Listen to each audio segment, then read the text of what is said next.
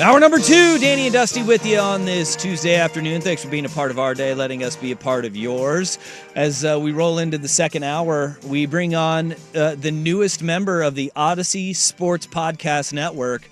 The Next Pitch launched last week with Alex Brink as the first guest. It is a pathway for parents and athletes going from the nurturing and love of sports all the way through the recruiting process and how to maximize being an athlete and a parent of an athlete. And the host of it is Anthony Levrets.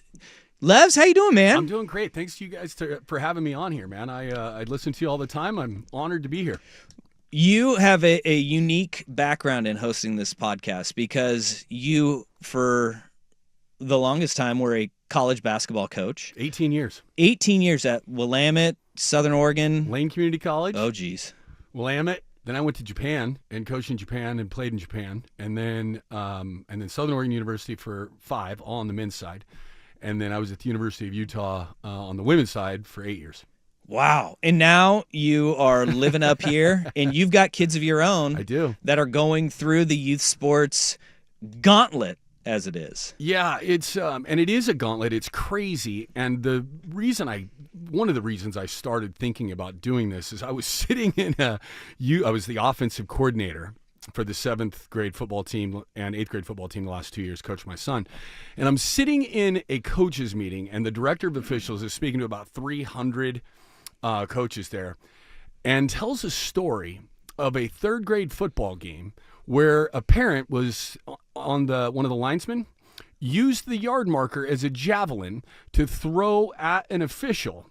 And that was the breaking point for them. They're like, there's no more tolerating anything going on with the officials. And I'm like, this is out of control, right? And the fallout from that would happen. And so my partner in this thing and I started discussing, what to talk about and using our voice and hopefully provide some insight and some resources for people to help them through that journey. Obviously, you start with the kind of the most outrageous side of this with an incident like that. But like from the time that we were younger till now, it's so drastically different. When I was a kid, it was, sign up through THBRD or whatever school program, and that was kind of what you did. And sure, we had, like in baseball, we had our Babe Ruth, our Murray Hill All-Stars and stuff like that. But there weren't specializations. I mean, we grew up playing multiple sports. The specialization stuff didn't really start happening until after we transitioned out, and in kind of not only the social media era, but just the way everything took hold. And how do you kind of map that stuff out, the getting started part of it? Because that to me seems like the biggest part of it is like, where do you start, and then how do you keep them on that path and avoid some of the pitfalls that come along with it? Yeah, I think number one, it's all about money, right? Yeah. Youth sports industry has become a huge moneymaker. And so you're getting pitched all of the time once your kid gets involved that they need to specialize. Mm-hmm. It's the last thing they need to do. They need to be in multiple sports. And I think, I'm certainly not an expert on all of this, and I'm a dad and I've screwed up multiple times with my own kids. You're human, or I'm human. I don't know if you're human. I'm perfect. I'm a perfect parent. Yes. Never have I ever screwed it up. Yeah. Ever. But listening to the guys that we've had on, the people that we've had on, men and women on, talk about how important being in multi-sports, like Brandon Cooks, talking to Brandon, he played everything growing up. Mm-hmm. Alex Brink, another one you just talked about, played everything. Talked to Grant Fewer, great hockey player. He played everything growing up, right? Like it's what we recommend is your kid will tell you when they're ready, mm-hmm. but put them in 3 or 4 different 6-week sports in like the 1st, 2nd, 3rd grade, and introduce them to, and at the very least, they're going to get activity out of it, mm-hmm. but they'll tell you what they like, and then try to keep your kids involved in as many sports as possible. And I think there's a lot of reasons for it. If sports is done correctly, it can be the best classroom for life, right? Yep. Like it is the best opportunity to teach young people. And one of the things that it teaches them is how to fail. And if all they do is play one sport and get really good at that, they lose out on that opportunity of having an opportunity to fail at something and get back up and do it again. We're joined by Anthony Levrets. He's the host of Next Pitch. It's the student athlete's playbook for parents. And this is a really cool podcast series in the Audacy Sports podcast. You can get it wherever you download your podcasts. It is on every single outlet you possibly can. So go and download it. You started out and you come out of the gate. The first 2 episodes are up with Alex Brink, who is a local guy here, Sheldon High School, his pathway to Washington State, the NFL and CFL. And now he is on the other side of it where he is doing the 7-on-7 coaching, training, and helping kids get recruited. It is a good launch point because of Alex's background that I think a lot of people locally are familiar with. What is kind of going to be the stages of how you roll this podcast out and what you're going to be showing as you go through the episodes? So the next couple episodes are with a gal named Hannah Huseman. She played both softball and basketball in college. High-level mental performance coach. She has worked in Major League Baseball, won a World Series, works with the Colorado Avalanche and high-level executives. And we go through and talk about mental training, especially for young kids, and how parents can integrate some of that into their kids' lives. And then it's just kind of a chronological conversation as we go here about getting involved, transitioning to the next level, right? From youth sports into middle school sports, from middle school into high school wanting to be recruited, wanting to be elite. And we introduce nutrition, sports science, PT, prehab, rehab, talking about academic. Like there's the whole journey through the process. And one of our next guests, and it won't be out for a while, but Kelly Graves is coming on next week to discuss kind of the recruiting process and the transfer portal and what that feels like now for these older athletes. But we've really tried to just navigate the entire journey in this first series. And it'll be 18 episodes in the first series, and then we're going to transition into the next one. I love this, by the way. If you've been following the names that have been dropped here, He goes Brandon Cooks, Grant Fuhrer, Kelly Graves, Hannah Huseman, Alex Brink. Other names that have lined up too, or you got some heavy hitters to get their experiences too. Yeah, and it's for me, it's not about my experience. I had my own, right? But getting to have an opportunity to talk to people who've been through it and are also parents too, right? A lot of these people have kids and are experiencing this right now, and the ability to hopefully talk about some issues that, I mean, you go to a youth sports game, you've spent some time around basketball, right? You go to AAU basketball tournament. It's the worst thing you're ever going to watch. It's ruined the game. Like it is absolutely ruined the development of basketball. And it's not just basketball. It's in across the spectrum. And parents are sitting at home thinking, my son or my daughter's friends are all specializing. They're playing this sport year round at 10 years old. I've got to do this or I'm going to lose out on the opportunity to get my kid where they want to go. And it's just not the truth. And hopefully having these people who've experienced exactly what these parents are going through and what their kids are going through can provide some sanity to the conversation. In that vein, what are some of the hesitancies or reticencies that you kind of run into when you talk to other parents and when you trying to not even counsel, but just when they ask you for your feedback? Because I would imagine, like we've discussed this a lot over the last couple of years, the non-specialization of sports and making sure you do all of the different things. How are you able to communicate that to other parents and like the importance of that, and kind of what are the walls that you kind of run into with that stuff? I just think that in our society now, right, we all see LeBron, right? Mm-hmm. We all see Tom Brady. We see that, and we want that for our kid. Mm-hmm. And everyone is told that the only way to do that is to specialize at a young age and just continually preach the message that the guys that you're watching, and Alex breaks this down really well on the podcast, and you just talking to him, like he works with my son. And he's told my son wants to be a high-level quarterback. We'll see if he gets there or not, but that's his goal. And he flat told him, you have to play 2 sports. Like I won't work with you if you don't play two sports. College coaches don't want to recruit you if you don't play two sports. And just talk about the valuable lessons that can come from being involved in multiple sports. It opens up different friends. It opens up different skill sets. It reduces stress-related injuries. Like that is the big one, especially on the girls' side of repeating that same motion physically over and over and over again and creating potentially a dangerous environment for injury to happen. So we just trying to get the word out. Yeah. I also think that from a leadership standpoint, it helps tremendously if you play another sport where you may be the dude. Yeah. And then you go to and you play another sport and you're like, I ain't the dude, but I got to figure out how to get everybody to pull in the same direction. Yeah, and I think that's critical. We're going to have a leadership expert will be on the podcast, former Oregon Duck football player and NFL football player coming on. And being able to navigate through something, and I said this at the beginning, that you're not necessarily the best at. Very few kids are the best at everything that they do, right? Gives you an opportunity to go be involved in another sport where you're going to have to maybe not be the best. But that's what I think is so great about athletics. It's the closest thing to the business world that you're going to find, right? You're going to want a promotion someday. You're going to want a raise someday. You're going to have to look for another job. You're going to have tough conversations with coworkers. Being in a sports team is a safe environment how to learn how to do that. Mm-hmm. And if you're always just the best or always just doing the same thing you're comfortable with, then you're not getting the most out of it. The Next Pitch is the podcast. You can find it on the Audacy Sports Network, wherever you download your podcast. It's a pathway for parents of student athletes to go from scratch all the way up through the recruiting process. 2 episodes are out now. You are also a former University of Utah women's basketball coach, 8 years down in Salt Lake City with the Utes. And we're in the middle of the madness as it goes right now.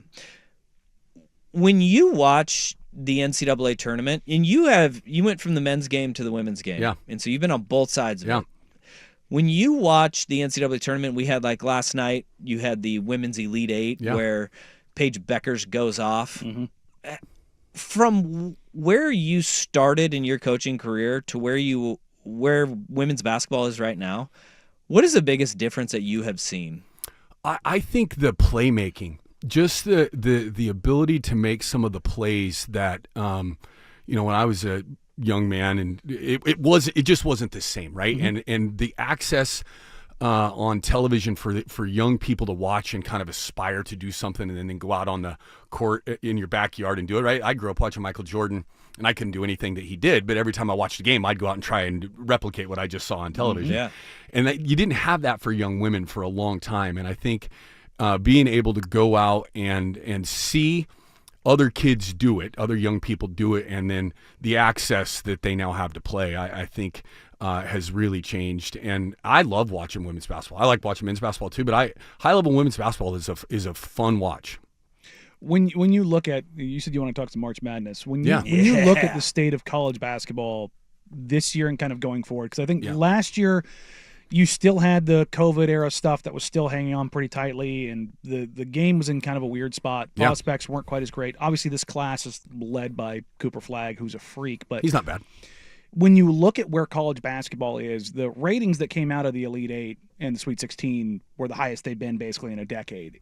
Is that something that you think is just kind of a one-off, or is college basketball coming back because of the changes that we've seen to the game on the business side? I really hope it's coming back. I really hope it'll keep some of the better players on the men's side, especially, around for a little bit longer.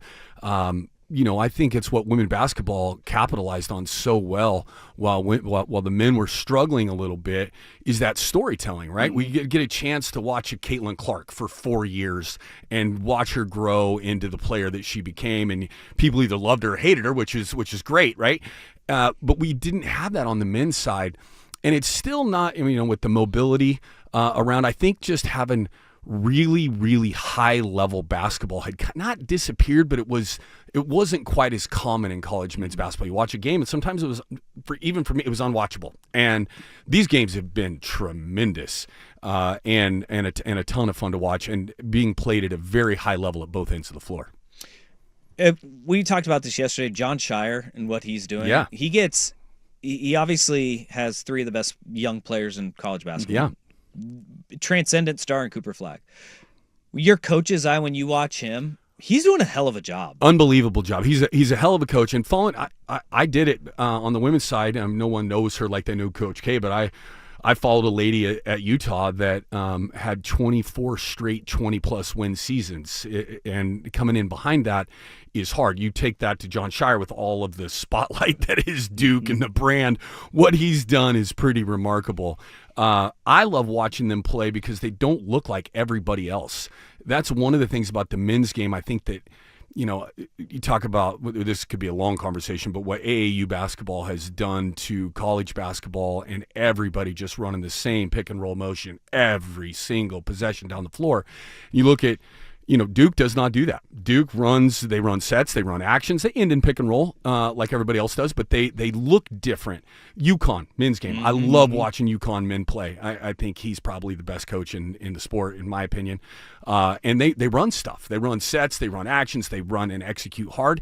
And I think people really enjoy watching that stuff. But I couldn't be more impressed with it's hard to win one basketball game in college athletics.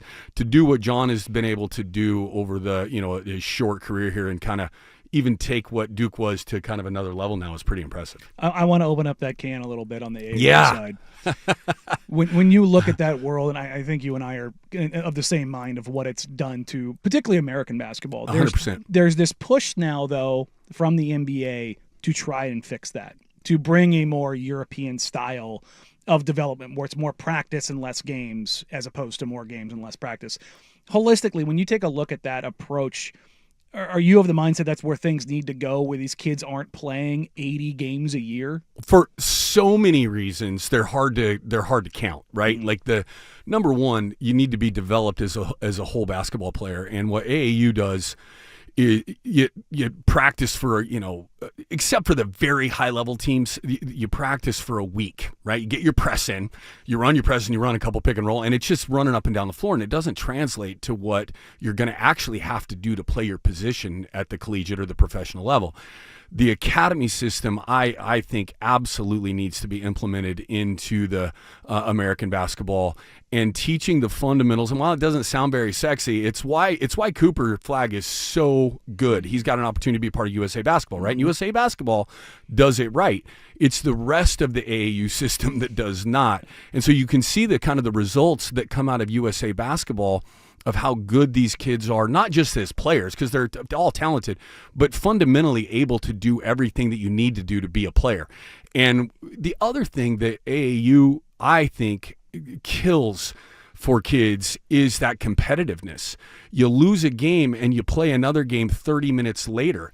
And then you lose or win that one, and you play another one an hour later, and you play 4 games in a day or 4 games in a weekend. There's just not that bad feeling. There's value in stewing in your emotions. There absolutely is. And then getting back up and working on something to go play the next game. And that is just, it's gone from that game. And I can tell you story after story after story, having watched it on both the men's and the women's side, of how bad it is to sit and watch a 110-point blowout in an AAU game in 90-degree weather in the middle of the summer. I've been there. It's not fun, and the kids are suffering for it. Before we let you go, we've got a pediatrician that is texting on the fan text line. They want to ask, can you address the benefits of having student athletes diversified, not only in doing multiple sports, but by having activities in their lives that are not athletics, like leadership opportunities, church activities, those sorts of things? Yeah, it's so critical, because not every kid's an athlete, right? Yeah. But extracurricular activities, whether you're doing something, for us, we have our son involved in football, basketball, and track, because it's an individual sport. Like art, playing an instrument, like anything like that requires you to practice something and have a process in place to help you get better at something. That's what you're going to do as an adult when you get into real life, right? Whether it's your relationships, whether it's your job, is having a process and being involved in art, the arts, anything that is outside of staring at your phone all day long is something that is healthy.